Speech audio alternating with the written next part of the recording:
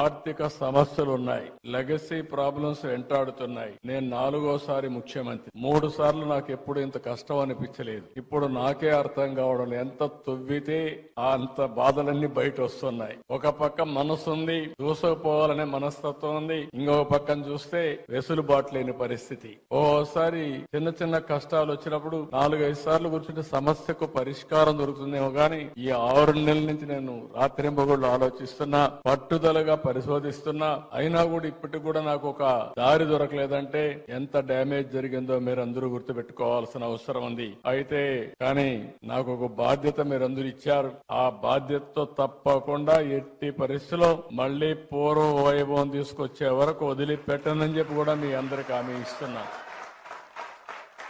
అందరికీ న్యాయం చేసేది నా విధానం. నన్ను చూశారు. ఏ ఒక్కరికి కూడా నేను ముఖ్యమంత్రిగా ఉన్నప్పుడు గానీ తెలుగుదేశం పార్టీ